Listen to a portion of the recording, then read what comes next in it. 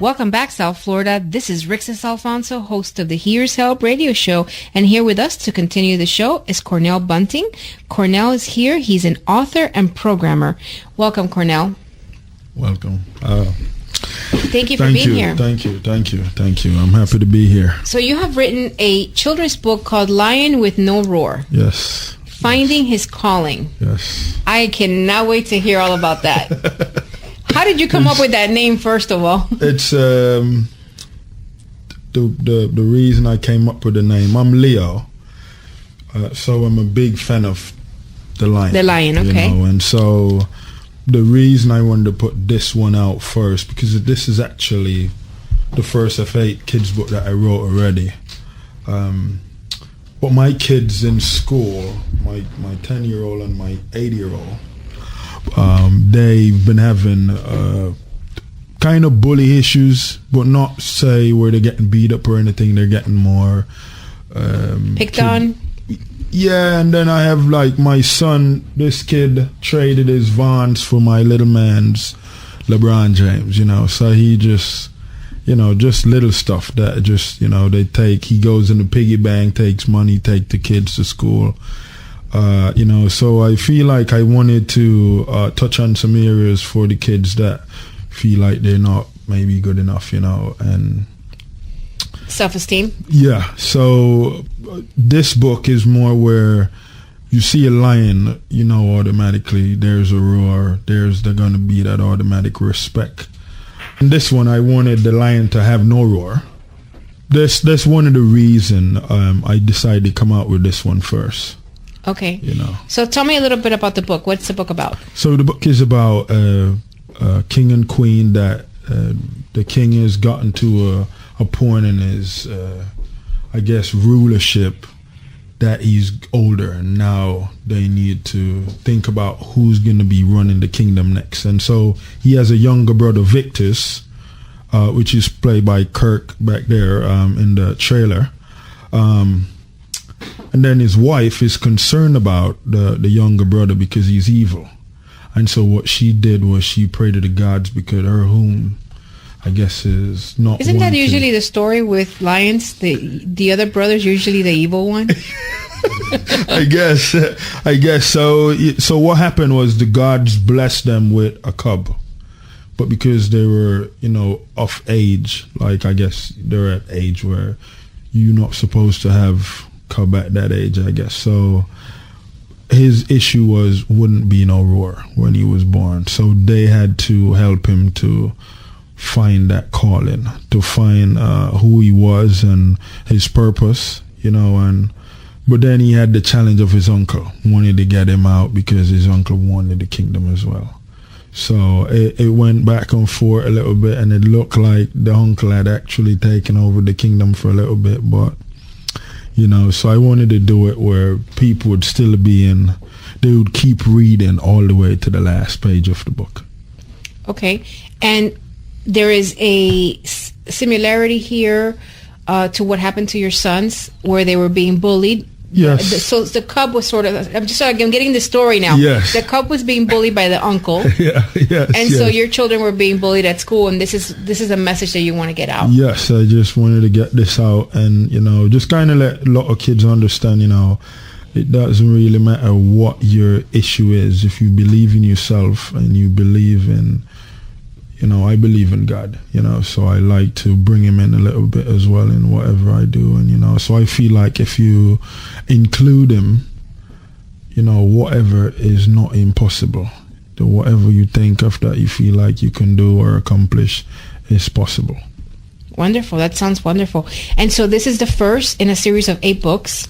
Yes, but this one, I don't know if I will do a continuation of this one yet. It all depends on how the readers feel and if they feel like they want to go in more because of the way I ended the story.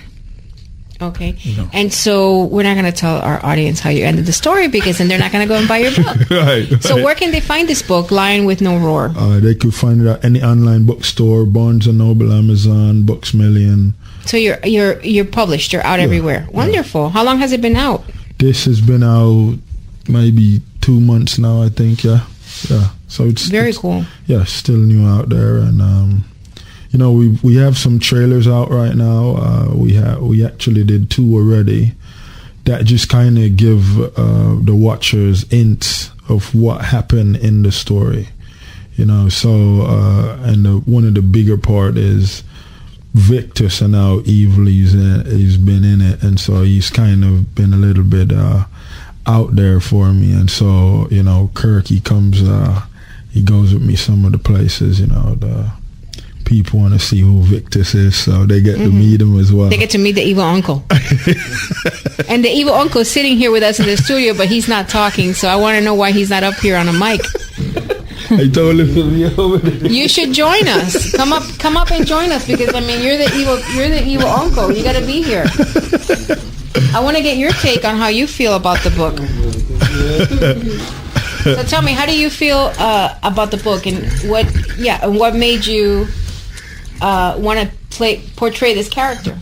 Well, all my life, you know, I want to do something with my life.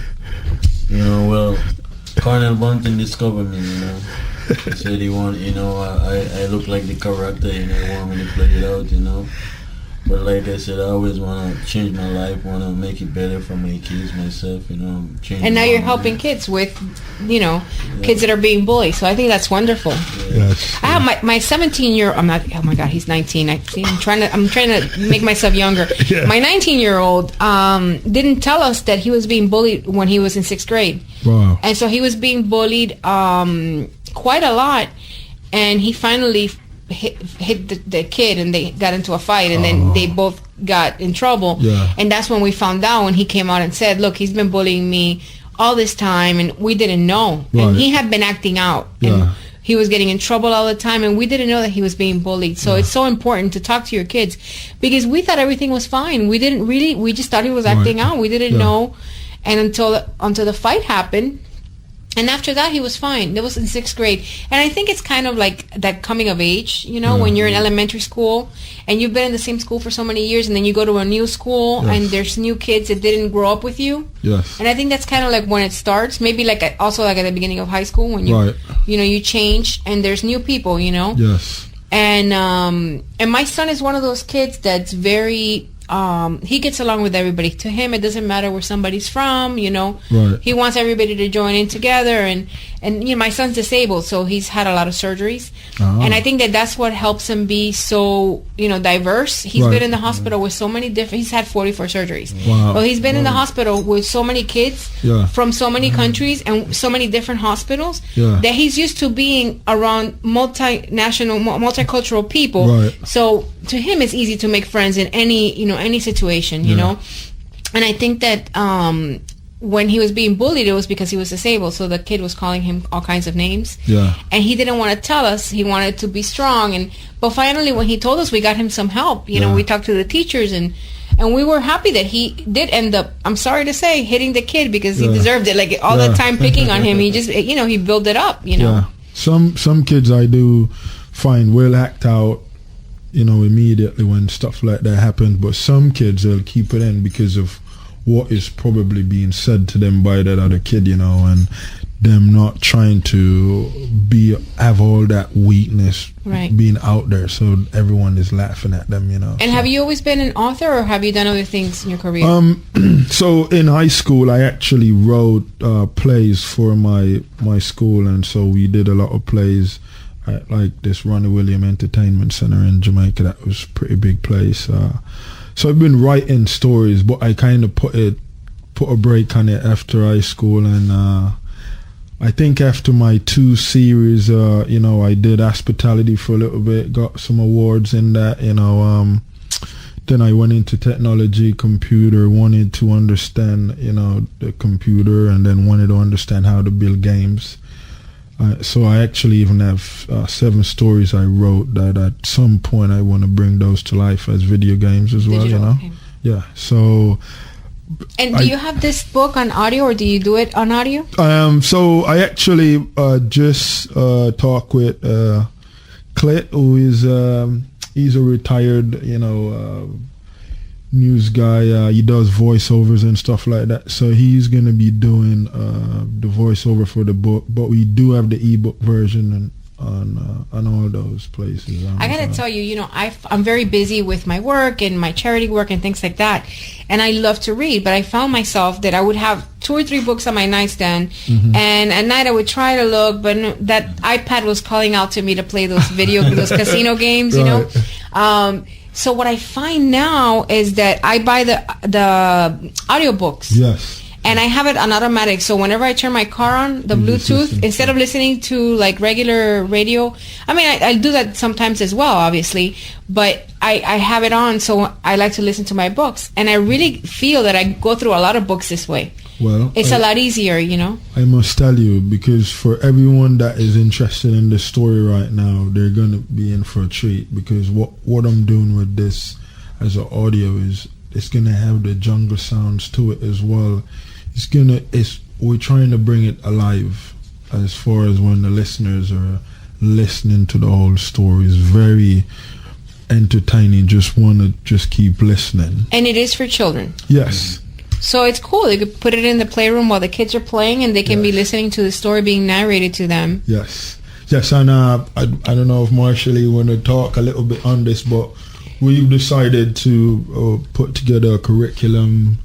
I wrote a script for a pantomime, and we're starting down here. So we have with us Marcia Lee Lockhart, who is here, and she represents Cornell.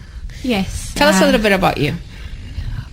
My name is Marcia Lee Lockhart. I am actually acting as Cornell's publicist, and we are in the process of pushing the line with no roar, especially for students who have been having issues with bullying, have been having issues with low self-esteem, and they need a pick-me-up or a story that actually highlights those things that they're going through. And we are targeting especially students who are minority students, who need to have a sort of that hero to look to. And we want this young lion to be that hero, because he goes through several obstacles, and at the end of it he finds himself. And I think especially now when the climate is so rich for a positive message for children, this comes right in time where they can say, you know what, yes, there are issues, but there's a light at the end of the tunnel. And yes, I'm being bullied. Yes, I'm being pressured. Yes, I feel as though I can't find myself. But at the end of the book, they see where this young lion, despite the fact that he had no roar, which is crazy, even in spite of that, find his roar? He found his roar. Even in spite of that. I needed to know that. Even in spite of that. I was born roaring. I was like, he found his roar. He found his roar. Yeah. And I think a lot of our children, they're trying to find their roar. Yeah. They're, whether it is through, how they look. A lot of times students get picked on a lot because of what they wear. Right. They don't have the newest kicks on, or their hair isn't the best in terms of fashion sense. Yeah. And they're trying to find their roar. Yeah. And we're trying. The message in this book is saying, be comfortable with who you are. Yes. And in the midst of all that, at the end of the day, you will find your roar. But that is a great thing to teach kids at that young age. I find I work a lot with women. In women training and leadership, and I see it all the time. Women who are in their 30s, in their early 40s, and they are not comfortable with who they are, and I have had in my lifetime, I've had people make fun of me because I have no self-esteem issues, and I'm very happy with who I am. I always say, awesome. That's awesome. I am who I am, and I can't change who I am, and that's just and I have to make myself the best version of myself. And I always often share this on social media. Like, I'm not in competition with anyone. Yeah. I'm not there to offend anybody. Yeah. I work hard. I do my best. When I put my head down at night on my pillow, I know that I tried my best that day to do and accomplish Yes, whatever I yes. can for everybody. Yes. And I am not in competition with anyone. Yes. I'm not better than anyone. Yes. I'm not, and I think we need to teach our young children that, Exactly. don't be in competition with anyone. Exactly. Not every, and I don't know if you've seen, there's an ad, and I can't remember what the brand was, but the ad stuck in my head. They put 17 women in the same like a top and bottom, like a bathing suit, and they took pictures of them, and they all weighed the same thing. Wow. And they were all different because some were rounder and some had more curves, and some looked heavy and some didn't, and they weighed the exact same weight. Wow. That's an awesome message. That is, because in this day and age where the visual perception of someone is what people go with, they judge you based on what they see. I think a lot of times people compromise who they are on the inside to suit, a particular image that is being, I guess, the go-to image. Right. And as you're saying, you've always been comfortable with yourself. And I think that's a message that our children, especially our young women, need to see or hear, because they've been hearing the contrary. But that comes from your childhood and how you were brought up.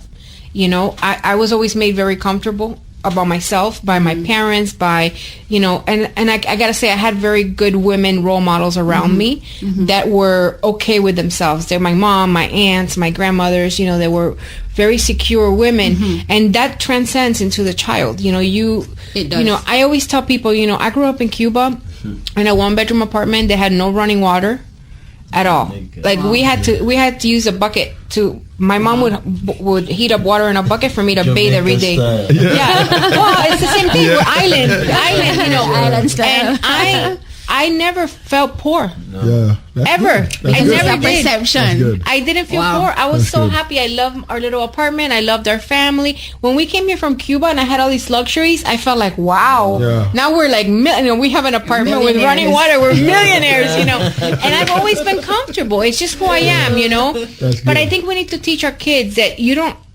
have to see what other kids are wearing. You don't have to wear what they're wearing to be comfortable with who you are. And my son went through that period of time where he was trading his LeBrons for his this and that. And I was like, why are you wearing somebody else's shoes? I didn't get it. Or wanting to have the popular shoe. So wanting a Jordan versus Skechers. Like, okay, why? Yeah, I'd rather wear clean shoes that belong to me than dirty shoes that belong to somebody else. But, But I want to thank you very much for being here. We're out of time. But thank you. I would love for you to come back when you have your second book and we can talk about it some more. Definitely. This sounds like a wonderful book. If you're listening to us, please visit Tallawah.com. That's TALLAHWAH.com if you want to learn more, or Google Lion with No Roar and you can find it at Barnes and Nobles and all the major Amazon, bookstores. Book Million. That's Lion with No Roar. Thank you very much for being here. It was a pleasure having you. Thank you. Thank you. South Florida, we'll be right back.